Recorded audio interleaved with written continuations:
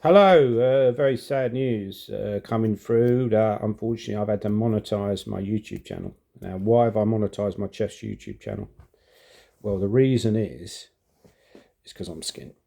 Right. No, actually, to be honest with you, I want to talk a little bit more about the money in chess, right? So the reason I monetized it, because I thought, I think one of my recent videos was about Naroditsky. It's only got loads of views, and I thought, well, look, there's other people making good money out of chess. Now, don't get me wrong, you don't want to make money out of something like that, but if the channel does happen to take off and you're starting to get videos where you're getting lots of views, it's a shame in a way if you're not. That was my plan all along, to be honest. When I started the channel, my plan all along was to monetize it at some point because I spoke with other people I spoke with Simon Williams. I think he gets several £100 a month from his adverts.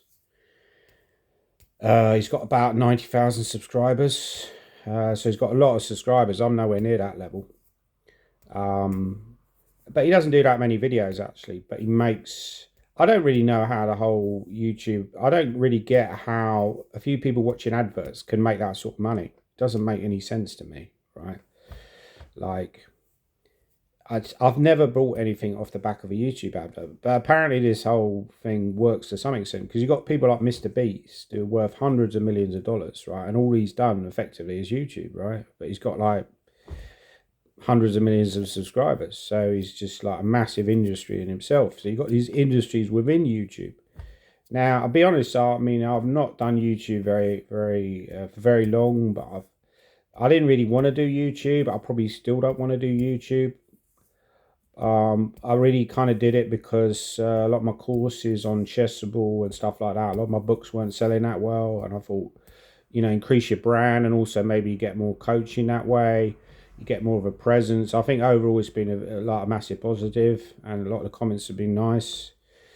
But yeah, the reason I said I don't really want to do YouTube is because you basically you're putting yourself out there, right? So you kind of people know you, and I quite like the idea that you got that kind of mysterious quality to you that I don't. I'm quite a private person, but I feel like I've had to do this because I had no choice.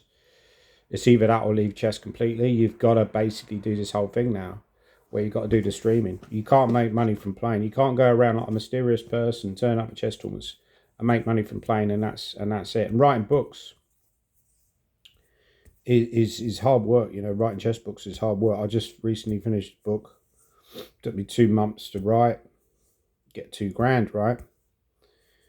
Maybe just over £2,000 actually. I got about, but that's it. You're not going to get. I think that was a one-off payment. There was no royalties from that book, so that's it. And that's like 2 months of your life gone.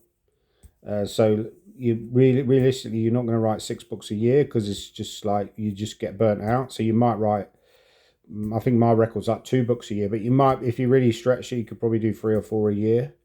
Now let's say you do 4 books a year. That's £8,000, right? Who the hell can live off £8,000? These days you can't. So therefore, you need other stuff. You need to do other stuff. You need to do coaching. You need to do, streaming and all this kind of nonsense. Yeah. But to be honest, in some ways, I've quite enjoyed doing YouTube because it's given me like access to people like amateur players, giving me their thoughts, and I think I'm quite good now at working out titles that are going to be interesting videos, going to be popular videos. I think you get better at it over time, right? You get more into the whole thinking process.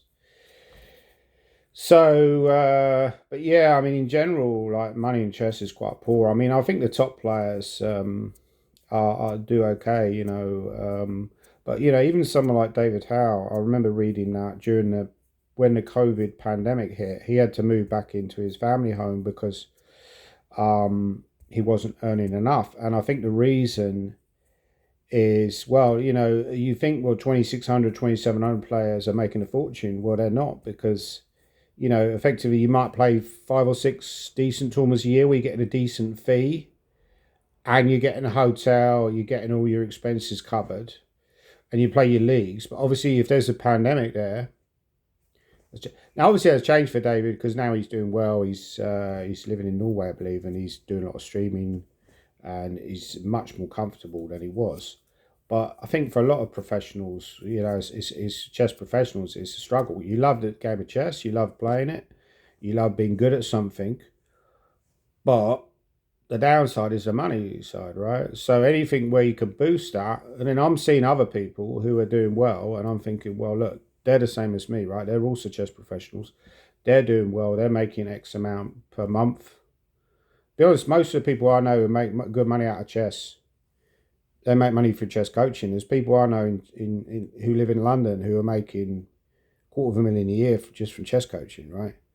Because probably not as on an individual basis. What they've got is they've got a business, and they're sending people out to schools and staff who are working for them. So they're doing well that in that sense. But yeah, come back to the David Howe thing. The money situation in chess has changed because he's one of the top players in England, right? Now, I think 30 years ago, if it, like, let's say 1980s, or is even further ago, it was like 40 years ago, 1980s. If you were one of the top England players, you were comfortable. You probably weren't like loaded, but you were comfortable, right? You take someone like Nigel Short, I think he was fairly comfortable around about the late 80s, early 90s. Then he had that match with Kasparov, and that kind of brought his finances to a different level. I would imagine that before that, he got nowhere near that kind of payout until he played that match with Kasparov. And I think, I don't know how much he won from that. It was something like £600,000 or something. Maybe less than $1 million. But probably after that match, he was a millionaire because he would have already had some earnings, and with other stuff like sponsorship and stuff like that. Don't know what sponsors he got. He probably got like book deals and stuff. He was probably a millionaire by that point after that match. And since then, he's done well because he's worked for FIDE and he's travelled the world and brought his profile to a higher level. He's like an ambassador of chess and so on, right? So Nigel did well, and Michael Adams played a lot of these sort of bigger money tournaments. So I think he did fairly well out of chess. Again, it's difficult to know exactly how much they're worth. But obviously, if you're looking at the players who are worth the most, by far is like Magnus. When Garry Kasparov was playing, I think his typical fee was £30,000. Something like, or $30,000 to play like a simul, to do like a simul or play like a normal tournament. Maybe for the bigger tournaments, a little bit more, like Linares, like maybe it was 50K, I don't know. Obviously, and then any prize money he's winning on top would also go on top of that. So I think people like that are doing well.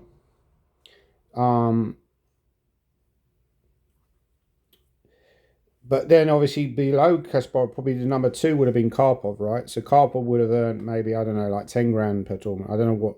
Would have been a big drop to Karpov, and then an even bigger drop to the next player would probably be, initially would have been someone like Vichy and Nigel. In the early 1990s, Ivanchuk, Kramnik. And then later on, maybe people like Kramnik and Anand were charging more because they had a higher rating, but probably still not as much as Kasparov. I don't know. And I think Carlsen gets similar to what Kasparov gets as the top player of his generation. Not sure what other people get. Probably there's a big drop to someone like a Nakamura, but he still would charge a reasonable amount, and he'd make more from just sitting at home streaming, right, than he'd make from playing a chess tournament, because he makes absolute bundles. However, going back to YouTube thing, as far as I'm aware, YouTube, so what you do is you apply for an ad program. So I got accepted onto that ad program. Now, you don't get paid for the number of subscribers you get. You also don't get paid for your old videos. You only get paid for the new views that you get, right? So you don't get paid on the views that you had before. You get paid on any views, and the only views you get paid on are the ones where people are watching with adverts. If people got an ad blocker on, don't put an ad blocker on your computer, because that's going to cost me money, right? People put an ad blocker on, that messes up their whole thing. Now, I don't really like these adverts that where they pop up in the middle of a video and you can't skip them. But unfortunately, needs must, and I need your money. So, that is the bottom line. But yeah, so that is the algorithm. That is the system that basically you get paid per number of views with adverts, I believe, and you don't get paid on number of subscribers. My subscriber count is quite low, so some people just have maybe hardly any subscribers, right? But they've got a video where they've got like a billion views, they're going to make more money than someone who's got like bundles of subscribers but hardly any views, right? So as long as they're monetized, of course. If they're not monetized, I think YouTube as well, they're basically trying to put adverts even on where people aren't monetized, right? Because they just want to put adverts on everything, which is understandable because that's their business model. And I think they're also, obviously, they've introduced this thing where you can pay for YouTube Premium. I know people pay for, I don't bother to pay for YouTube Premium, but you can pay for YouTube Premium where you don't get adverts, right? But obviously that is money, so therefore it can go back to the people who are working for YouTube, right? And you've also got the option of putting videos, I believe, behind like a paywall. I haven't bothered to do that yet. I tried doing that on Blogger. There's something called Substack, right? So I started doing these blogs because I heard you could make money out of Substack, and I thought, well, I'm quite a good writer, so I tried doing Substack, and I got quite a lot of followers, but all free followers. As soon as I put up one that was monetized, like literally nobody clicked on it. I thought this is a complete waste of time, right? I just want to make some money out of it. I want to make some money. Give me some money. So anyway, those are my thoughts about the whole YouTube making money sort of thing. But yeah, I quite enjoy YouTube now, but I'd still have my reservations about it because it's kind of, I've had a lot of people come up to me at chess tournaments and say, oh, I like your YouTube video, I like this, I like that, oh, I've seen you on YouTube and all that, and which is kind of nice, but also you kind of, yeah, obviously I wouldn't nowhere near a celebrity, but you can imagine what someone like Gotham Chess has to go through if he goes to a chess tournament. People constantly pestering him, right? I mean, that would just drive me out the wall. I think at that point I just delete all my content, right? You know, because you just want to do your own thing, right? But anyway, those are my thoughts. Please like, comment, and subscribe so I can get even more money than I'm currently getting. I'm already a very rich man, and I'll become even more rich. Thank you.